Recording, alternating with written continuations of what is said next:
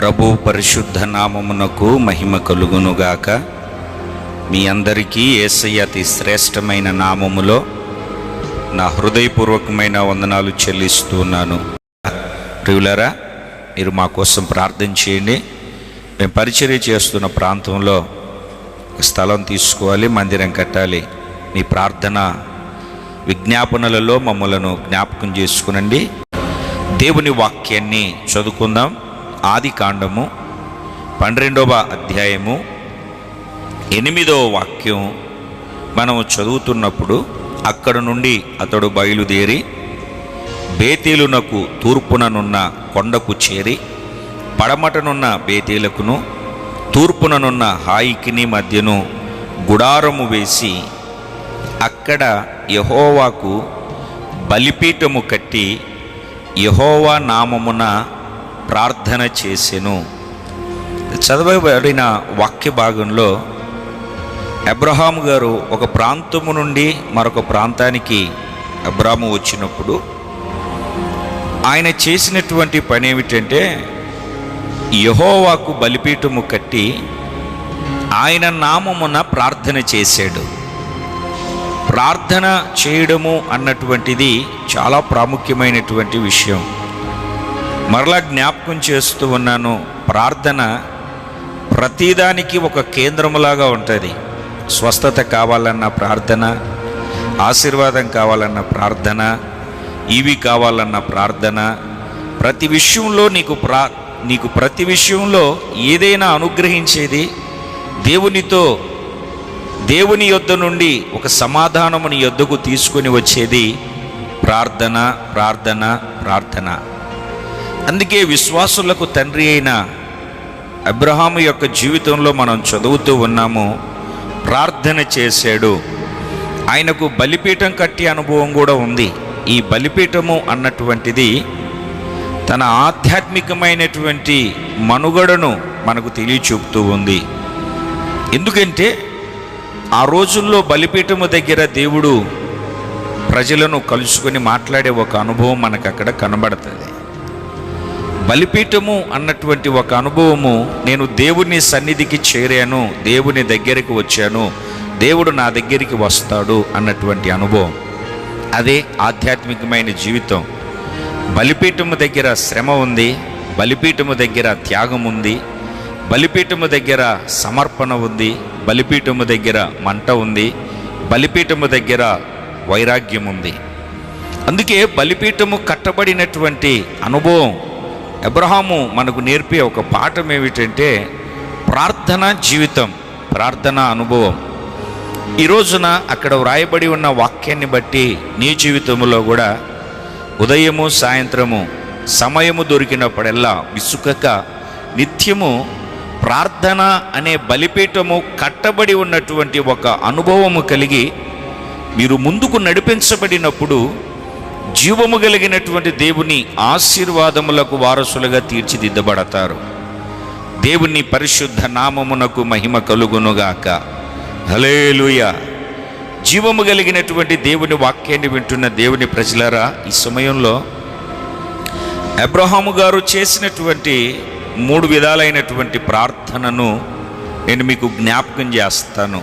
ఎలా ప్రార్థన చేశాడు, ఎవరి కోసం ప్రార్థన చేశాడు అన్నటువంటి విషయాన్ని నేను మీకు జ్ఞాపకం చేస్తాను. చదువుదాం పరిశుద్ధ బైబిల్ గ్రంథంలో ఆది కాండము 17వ అధ్యాయము 18వ వాక్యం 20వ వాక్యం మనం చదువుతూ ఉన్నప్పుడు, అబ్రహాము ఇస్మాయేలు నీ సన్నిధిని బ్రతుకను అనుగ్రహించుము అని దేవునితో చెప్పగా, 20వ వాక్యం, ఇష్మాయేలును గూర్చి నీవు చేసిన మనవి నేను వింటిని. అంటే ఇస్మాయేలు కొరకు ప్రార్థన చేస్తూ ఉన్నాడు. ఈ ఇస్మాయేలు యొక్క విషయంలో ప్రార్థన చేసే అనుభవం మనము జాగ్రత్తగా గమనిస్తే క్రమం ఏమిటి అని అంటే, దేవుని వాక్యాన్ని వింటున్న దేవుని ప్రజలారా, ఇక్కడ వ్రాయబడినటువంటి వాక్యంలో ఇస్మాయేలు దేవుని సన్నిధిలో బ్రతకాలి, దేవుని సన్నిధిలో జీవించాలి, దేవుని సన్నిధిలో నిలిచి ఉండాలి. హాగరుకు పుట్టినటువంటి బిడ్డ. ఈ ఇస్మాయిలును గురించినటువంటి ప్రార్థన దేవుడు ఆలకించి ఇస్మాయేలును ఆశీర్వదిస్తాను. చూడండి 20వ వాక్యంలో చదువుతూ ఉన్నప్పుడు, ఇస్మాయేలును గూర్చి నువ్వు చేసిన మనవి నేను వింటిని, ఇదిగో నేను అతనిని ఆశీర్వదించి అతనికి సంతానాభివృద్ధి కలుగజేసి అత్యధికముగా అతన్ని విస్తరింపజేసేదను. అతడు 12 మంది రాజులను కనును, అతనిని గొప్ప జనముగా చేసేదను. అంటే ఇతరులు ఆశీర్వదించబడాలి, దీవెనలతో నింపబడాలి, దీవించబడాలి అన్నటువంటి ఒక ఆకాంక్షతో, ఒక ఆశతో, దీవించబడడం మాత్రమే కాదు, దేవుని సన్నిధిలో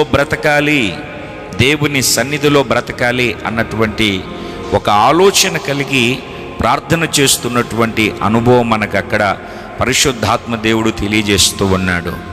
మరొక మాటలో మనము ఈ వాక్యాన్ని చక్కగా అర్థం చేసుకోవాలి.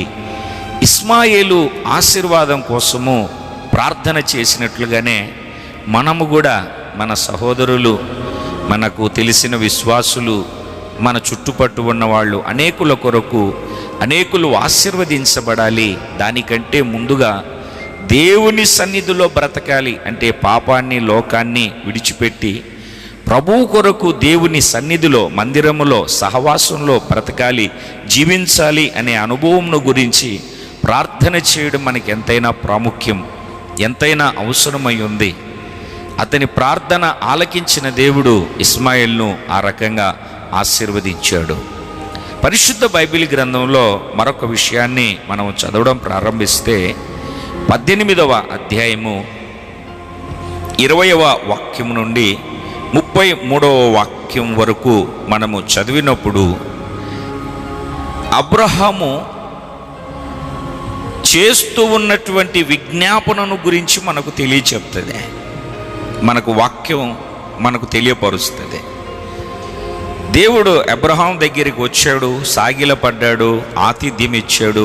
మరలా వెళుతూ ఉన్నటువంటి సందర్భంలో నేను చేయబోయే సంగతి అబ్రహాముకు దాస్తానా అని చెప్తూ, నేను ఈ సొదొమ గొమొర్రాల పట్టణపు యొక్క పాపము బహుభారమైంది, గొప్పది, సంపూర్ణమైందో లేదో చూడడానికి వచ్చాను, తెలుసుకోవడానికి వచ్చాను అని చెప్పినప్పుడు, ఈ సొదొమ గొమొర్రాల పట్టణాన్ని గురించినటువంటి ఈ నాశనాన్ని అగ్నిగంధకాలలో కాల్చివేయడానికి, అగ్నిగంధకాలతో కాల్చివేయడానికి వచ్చాను అని చెప్పినప్పుడు, వెంటనే ఆ పట్టణమును గురించినటువంటి ఒక విజ్ఞాపన, ఒక గోజాడే అనుభవం, ప్రార్థన చేసే అనుభవాన్ని ప్రారంభించాడు.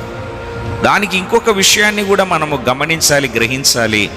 అది ఏమిటి అని మనం వాక్యపు లేఖనాన్ని గమనిస్తామంటే, దేవుని ప్రియులారా, ఆ సొదొమ గొమొర్రా పట్టణములో ఇతని సహోదరుడి కుమారుడైన లోతు బంధువు ఉన్నాడు, రక్త సంబంధి ఉన్నాడు. ఆ లోతును గురించి కూడా విజ్ఞాపన చేస్తున్నాడు అన్నటువంటి విషయాన్ని మనము గమనించాలి. అంటే ఇప్పుడు ఆ సొదొమ గొమొర్రా పట్టణము పరిస్థితి ఎలాగుంది అని అంటే, అగ్ని గంధకాల చేత కాల్చివేయబడుతూ ఉన్నటువంటి అనుభవం, కాల్చివేయబడిన అనుభవం కనబడుతుంది.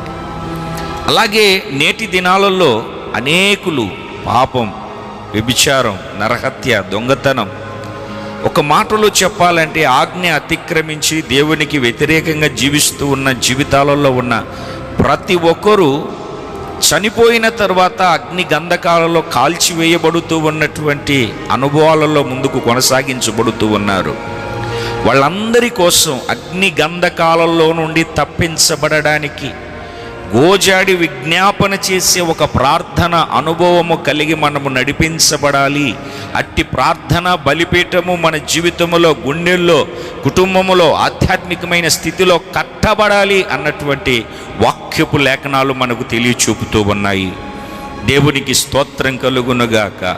50 మంది అని ప్రారంభించి 45 మంది ఉంటే, 40 మంది ఉంటే, 30 మంది ఉంటే, 20 మంది ఉంటే, 10 మంది ఉంటే, అలాగా గోజాడుతూ వచ్చాడు. అందుకే మనం ఆదికాండం 19వ అధ్యాయము 29వ వాక్యాన్ని మనం చదివినప్పుడు, దేవుడు ఆ మైదానపు పట్టణములను పాడు చేసినప్పుడు దేవుడు అబ్రహామును జ్ఞాపకము చేసుకొని లోతు కాపురమున్న పట్టణములను నాశనము చేసినప్పుడు ఆ నాశనము మధ్య లోతును నశించకుండా అతన్ని తప్పించెను. భక్తుడు కూడా చెప్తాడు, అపోస్తలులు అగ్నిలో నుండి లాగినట్టుగా కొందరిని లాగే అనుభవం ఒక ప్రార్థన జీవితంలో దేవుడు నీకు అనుగ్రహించాడు. ఈ రోజున అగ్ని గంధకాలకు చేరువవుతున్నటువంటి నశించిపోతున్న ఆత్మల భారము కలిగి చేతులెత్తి విజ్ఞాపన చేసి కన్నీటి ఉపవాసాలతో ప్రార్థన చేసే భారం నీ మీద ఉన్నటువంటి విషయము గుర్తుపెట్టుకొని నువ్వు ప్రార్థన చేయాలని దేవుని వాక్యం ఈ రోజున మనందరితో మాట్లాడుతుంది. మరొక మాటను చదువుకుందాం. ఆదికాండము 20వ అధ్యాయము 17వ వాక్యాన్ని మనము చదివినప్పుడు, అబ్రహాము దేవుణ్ణి ప్రార్థింపగా దేవుడు అబీమెలెకును అతని భార్యను అతని దాసీలను బాగు చేసెను, వారు పిల్లలు కనిరి. ఈ వాక్యాన్ని మనం చదివినప్పుడు అబ్రహాము ప్రార్థన చేశాడు అబీమెలెకు గురించి. ఎందుకు అని అంటే, ఆ గెరారులో ఉన్నటువంటి ప్రజలు చాలా భయంకరమైనటువంటి ప్రజలుగా కనబడుతూ ఉన్నారు. ఏమాత్రము దేవుని భయము లేనటువంటి ప్రజలుగా కనబడుతూ ఉన్నాడు. అయితే ఈ అబీమెలెకు ఏం చేశాడు అని అంటే, గెరారులో అబ్రహాము కాపురం చేస్తూ ఉన్నప్పుడు నా చెల్లెలు అని చెప్పినప్పుడు షారాను పిలిపించుకొని తన ఇంట్లో చేర్చుకున్నాడు. దేవుడు అబీమెలెకును స్వప్నమందు దర్శించి, కలలో దర్శించి, నువ్వు ఆమెను ముట్టావా, ఇక నువ్వంతే అని ఆ కలను బట్టి ఇక బిగుసుకుపోయి చచ్చినవాడైనట్టుగా అయిపోయాడు. మరలా అబ్రహాము దగ్గరికి వచ్చి, నువ్వెందుకు ఇట్లా చేసేవనంటే, ఏమాత్రము భయము, దేవుని భయము లేని ప్రజల మధ్యలో జీవిస్తున్నారు, ఆమెను బట్టి నన్ను చంపుతారు అన్నటువంటి విషయాన్ని తెలియజెప్తాడు.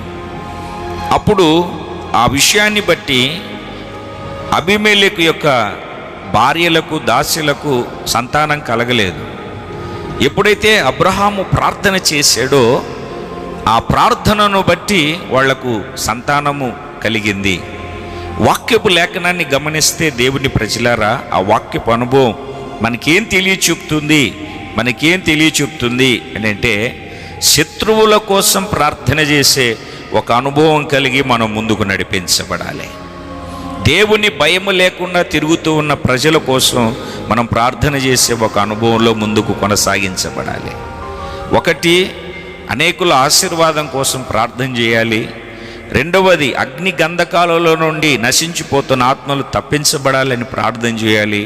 మూడవది, శత్రువుల కోసం, దేవుని భయము లేని వారి కోసం ప్రార్థన చేసే అనుభవాన్ని ఈ రోజున మనకు అబ్రహాము జీవితంలో నేర్పిన ఒక చిన్న పాఠాన్ని చేతబట్టుకొని మనము ముందుకు ప్రార్థనా ధూపార్తిని మనము కలిగి, ప్రార్థన సమర్పణ వైరాగ్యం అనే బలిపీఠము కట్టబడి ముందుకు నడిపించబడదాం.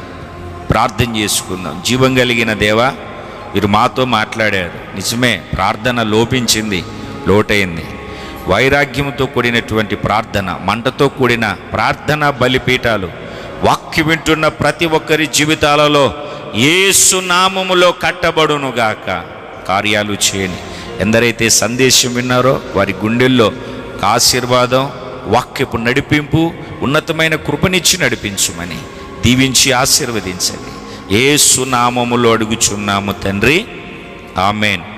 జీవము కలిగిన దేవుని కృప మీకు తోడైవండి. ప్రార్థనా అనుభవాలలో ప్రభు మిమ్మల్ని నడిపించునుగాక. ఆమెన్.